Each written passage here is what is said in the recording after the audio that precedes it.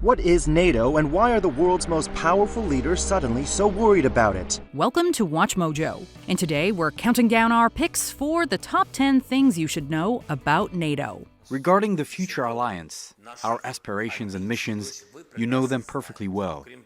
We have some desire in our country, and in addition to this, we have a war in the East. Yes, we would like to join NATO, and it will protect our integrity. For this list, we're looking at fascinating facts about the North Atlantic Alliance. Is anything here news to you? Tell us in the comments. Number 10. What is NATO? Let's get this one out of the way. NATO, or the North Atlantic Treaty Organization, is a military alliance between 30 member countries, 28 in Europe, plus Canada and the United States. Its headquarters are in Brussels, Belgium. NATO's stated purpose is to, quote, promote democratic values, prevent conflict, and, when necessary, defend member countries through military means. Established in 1949, it's endured for 7 decades. The Alliance's founding treaty was signed in Washington in 1949 by a dozen European and North American countries. It commits the Allies to democracy, individual liberty, and the rule of law, as well as to peaceful resolution of disputes. The current Secretary General is Norwegian politician Jens Stoltenberg, while the chair of the NATO Military Committee is Lieutenant Admiral Rob Bauer, the former Chief of Defense of the Netherlands. A step below him is the U.S. Air Force's General Todd D. Walters, who serves as Supreme Allied Commander Europe. Number 9. NATO's formation and purpose.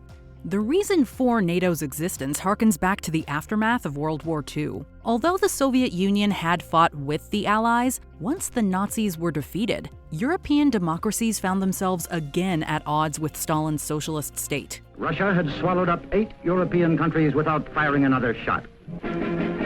Great Britain and the United States protested that these countries had been coerced by threat of force, and that Russia had broken her treaty. Fearing Soviet expansion and a return to war, the United Kingdom and France signed the Treaty of Dunkirk in 1947. This was expanded the following year into an alliance called the Western Union. As Cold War tensions grew, the United States wanted in too. The U.S. had tried isolationism and had still been dragged into the Second World War. So in 1949, 12 countries, including the U.S. and Canada, signed the North Atlantic Treaty. On April 4, 1949, the North Atlantic Treaty was signed between France, Belgium, Luxembourg, the Netherlands, the United Kingdom, Norway, Denmark, Italy, Portugal, Iceland, Canada, and the United States. Thus, NATO was born.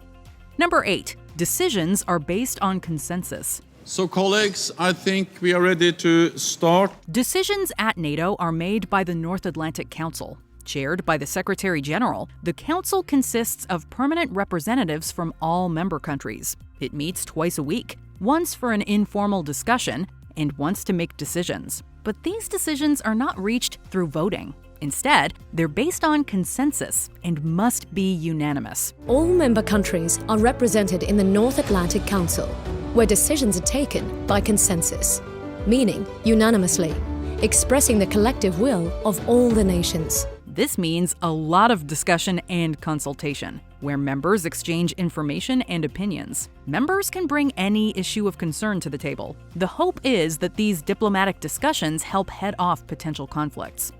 Number 7. Defense spending.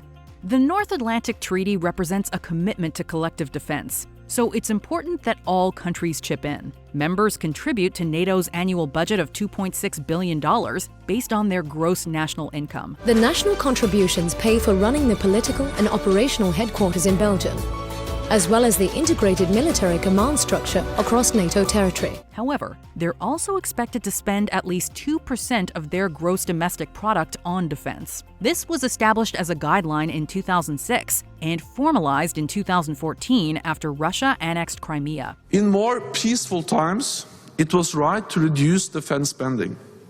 But we do not live in peaceful times. So now it's right to stop the cuts and to increase investment in our defense. The U.S. easily surpasses this target, spending 3.7% of its GDP, the most in the world. Few other NATO members actually hit 2%. However, since 2014, the number of those who do has risen from 3 to 11.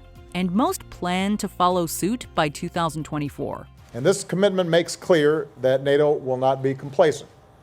Our alliance will reverse the decline in defense spending and rise to meet the challenges that we face in the 21st century. Number 6. Security partners. We are therefore inviting the other states participating in the NACC and other CSCE countries able and willing to contribute to this program to join with us in this partnership. While NATO has 30 current members, it also has partnerships with countries outside the alliance. These include 20 nations in Europe and Central and Western Asia through NATO's Partnership for Peace program, established in 1994. Russia is actually one such partner. So are all the European Union nations that aren't part of NATO, with the exception of Cyprus. Other global partners include Australia, Japan, South Korea, Iraq, Pakistan, and Colombia, among others. The partnership has a wider, more political dimension to it, which is the promotion of democratic principles, thereby increasing stability and diminishing threats to peace. NATO members and partners consult through the Euro-Atlantic Partnership Council. Activities with partners include disaster planning, cooperation on scientific and environmental issues, and defense training. Number 5. Air policing. Even during peacetime, NATO planes patrol the skies, defending the airspace of member countries. Established in 1961, the Alliance's air policing mission is overseen by the Commander of Allied Air Command, currently U.S. Air Force General Jeffrey L. Harigian. NATO has safeguarded the skies above Europe since 1961, starting with 13 allies involved in the air policing mission. Since then, participation has more than doubled, with all 30 nations contributing in 2021. Member nations without the means to defend their own airspace are assisted by other members. For example, NATO forces protect Iceland and the Baltic and Adriatic states, and augment Bulgarian and Romanian forces. In the past, NATO has also enforced no-fly zones over non-members during conflicts, over Bosnia and Herzegovina in 1993 and Libya in 2011. In March 2022, Ukrainian President Zelensky called for a no-fly zone over Ukraine, a non-NATO country which Russia invaded in February. However, NATO refused, unwilling to risk war with a nuclear power. Це продовжувати, знаючи, що нові удари і жертви неминучі, НАТО свідомо ухвалили рішення не закривати небо над Україною. Number 4. Military action. NATO's principal goal is to prevent conflict. Article 1 of its founding document commits members to settling international disputes through peaceful means. However, the alliance is also a military one based on deterrence and defense. Its most notable military operation to date began in 1992 during the Bosnian War, when Serbian forces embarked on a brutal campaign of ethnic cleansing. By the end of the war, over 64,000 Bosnian Muslims were killed, half of them civilians. Around 50,000 women and girls were raped. NATO enforced the United Nations arms embargo and no-fly zone, bombed military targets, and eventually deployed a peacekeeping force. With the support of the international forces on the ground, NATO's two-week air campaign helped lift the siege of Sarajevo and change the dynamics of the war. This paved the way for diplomatic negotiations and the signing of the Dayton Peace Agreement on the 14th of December 1995. They intervened again during the Kosovo War in 1999. Although their bombing campaign was controversial, as it lacked United Nations approval and resulted in high civilian casualties. Number 3. Expansion. As we mentioned, NATO began with just 12 members, building on an alliance between the UK and France. However, it has expanded considerably since 1949. The alliance started with 12 member countries in 1949. However, the founding treaty allows for other European nations to join the alliance, as long as all existing allies agree. At first, this was a trickle. The alliance added just 3 members in the 1950s and 1 in the 1980s. But after the collapse of the Soviet Union in 1991, new democracies emerging from communist control in Central and Eastern Europe sought protection. 3 countries joined in the 90s and 9 in the 2000s. Subsequent years have seen the additions of another 2. NATO has also recognized the aspirations of Bosnia and Herzegovina, Georgia, and Ukraine to join. Number 2. Criticism and controversy.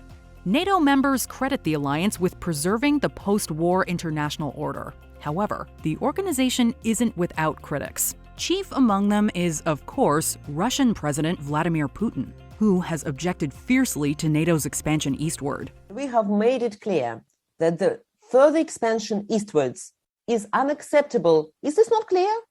It's not us who are deploying different missiles on the border of the United States. In 2022, he used this to justify Russia's invasion of Ukraine. Another vocal critic has been former American President Donald Trump, who called NATO, quote, obsolete, and threatened to leave the alliance. NATO, in my opinion, is obsolete. Maybe NATO will dissolve, and that's okay. Trump and others have criticized NATO members for not meeting their defense spending targets. This is a real problem, although in recent years, NATO members have made progress, having increased their defense budgets. Well, they were probably worried because the United States was not being treated fairly, but now we are because the commitment has been up so much. But I can tell you that NATO now is really a fine-tuned machine. Before we continue, be sure to subscribe to our channel and ring the bell to get notified about our latest videos. You have the option to be notified for occasional videos or all of them. If you're on your phone, make sure you go into your settings and switch on notifications. Number 1. Attack one, attack all. Like the Three Musketeers, NATO is all for one and one for all. Article 5 of NATO's founding document states that an attack on one member is an attack on all members. The treaty sets out the idea of collective defense, meaning that an attack against one ally is considered as an attack against all allies. This is the core principle that allows NATO to function as a deterrent. Aggression towards one member will bring down the united might of the entire alliance. There is no NATO army. National forces are under national command.